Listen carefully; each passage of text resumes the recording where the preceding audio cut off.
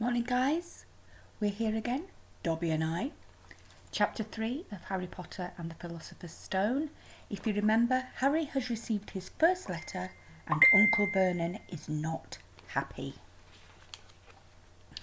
That evening when he got back from work, Uncle Vernon did something he had never done before.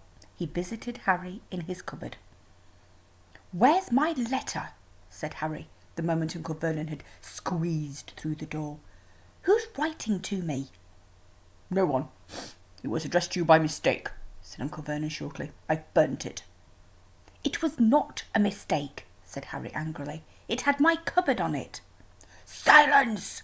yelled Uncle Vernon, and a couple of spiders fell from the ceiling. He took a few deep breaths and then forced his face into a smile, which looked quite painful. Yes, Harry, about this cupboard. Your aunt and I have been thinking. You're really getting a bit big for it. We think it might be nice if you moved into Dudley's second bedroom." "Why?" said Harry. "Don't ask questions," snapped his uncle. "Take this stuff upstairs now."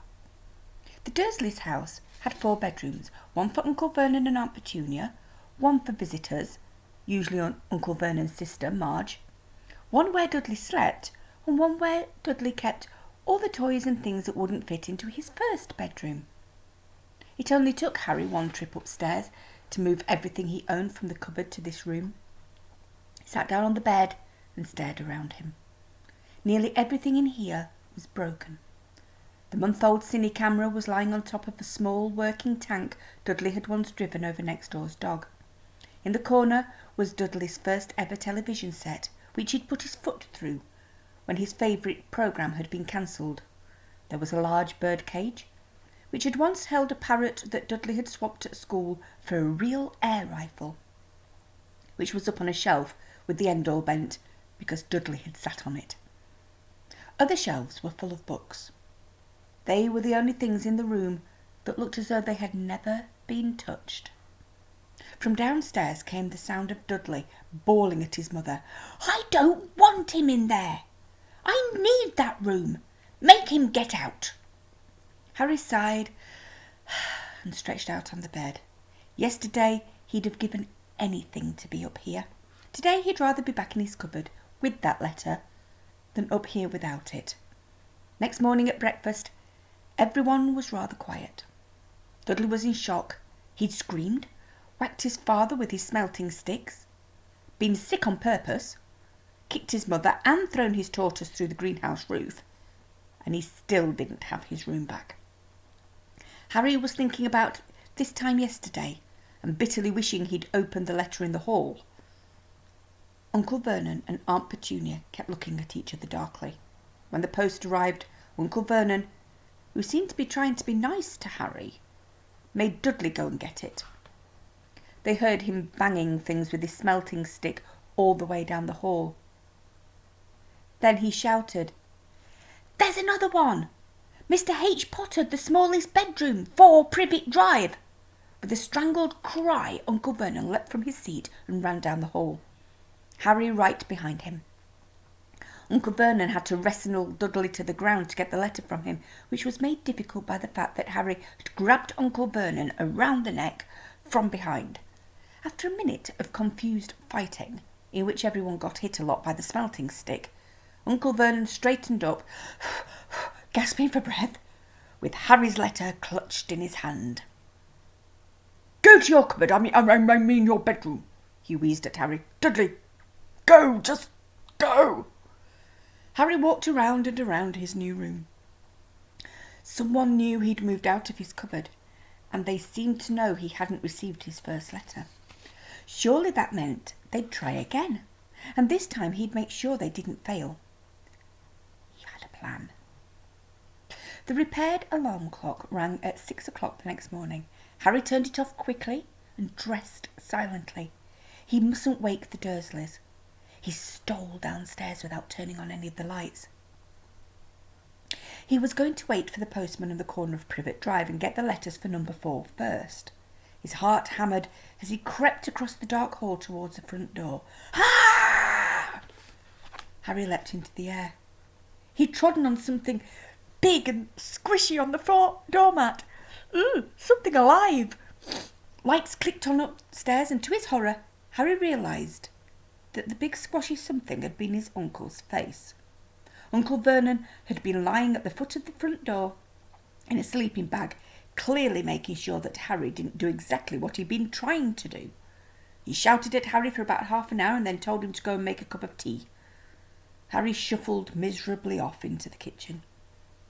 By the time he got back, the post had arrived, right into Uncle Vernon's lap. Harry could see 3 letters addressed in green ink. "I want," he began, but Uncle Vernon was tearing the letters into pieces before his eyes. Uncle Vernon didn't go to work that day.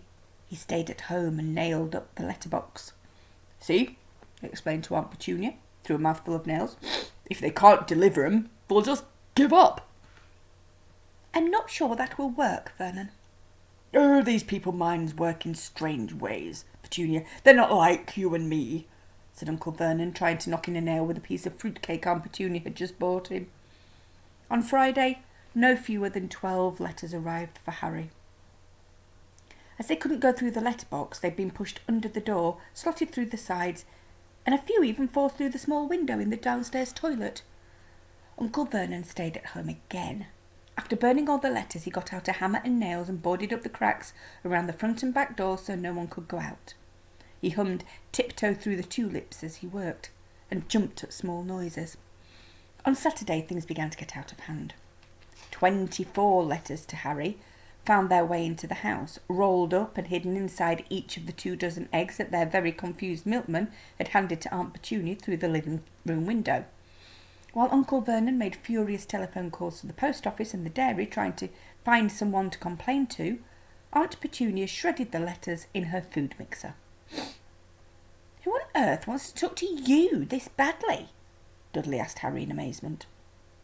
On Sunday morning, Uncle Vernon sat down at the breakfast table looking tired and ill, but happy.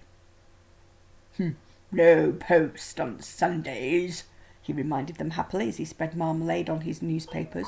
"So no damned letters today."